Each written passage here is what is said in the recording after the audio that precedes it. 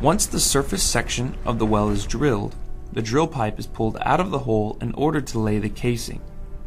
This is done for environmental reasons to hydraulically seal the formation layers containing aquifers from the flowing hydrocarbons later on, once the well is completed.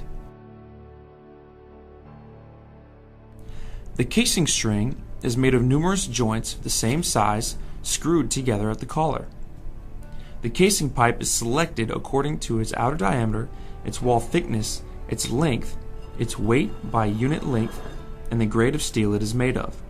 The selection of grade of casing depends on several variables, including the size of the hole, the rugosity of the drilled hole, the expected pressure of the flowing hydrocarbons, the H2S content, as well as the economic considerations.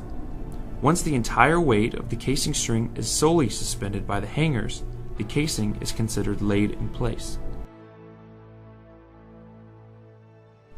In order to secure the laid casing string to the formation, cement is pumped through the casing shoe at the bottom of the well, letting the cement flow between the casing and the formation. To allow further operations in the well, the cement requires sufficient curing time.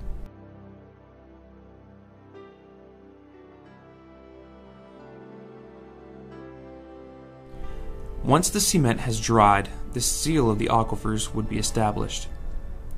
The drilling then continues through the wiper plug, the casing shoe, and the cement at the bottom of the hole until the desired depth is reached.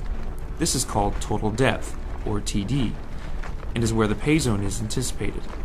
To evaluate the presence and economic feasibility of this pay zone, the drill pipe could be equipped with logging while drilling tools to evaluate the formation while drilling.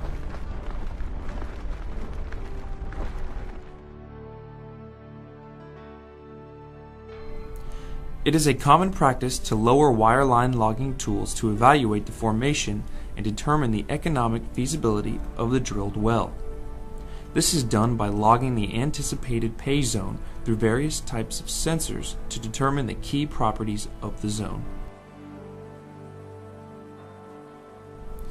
After the pay zone has been determined and deemed feasible, the wall needs to be prepared to extract the discovered hydrocarbons. This process is known as the completion of a well.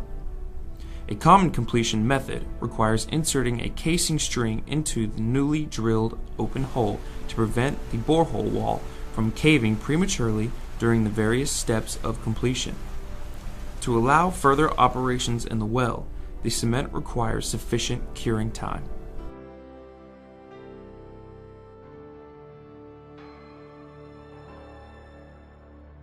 The cementing process is not always a flawless operation, and the resulting cementing job might contain some bonding issues that would undermine the strength and integrity of the casing, especially during perforation.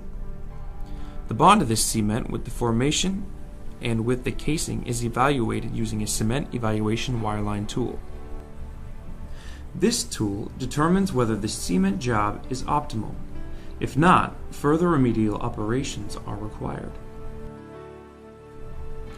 To establish a path with the hydrocarbons stored in the pay zone, a perforating gun is now lowered to the target depth. Wireline is the preferred conveyance method for short and light gun strings. To deploy long and heavy gun strings, a technique referred to as tubing conveyed perforating, or TCP, is required. Using sensors part of the gun string, the guns can be accurately positioned in front of the targeted reservoir. The charges in the gun are now ready to be ignited using the surface perforating control equipment. Once the correct depth has been confirmed, the gun is fired.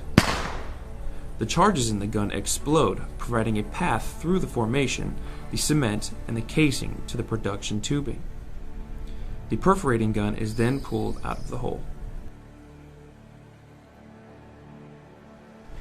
Now, the well is perforated and the path has been established between the stored hydrocarbons and the well bore.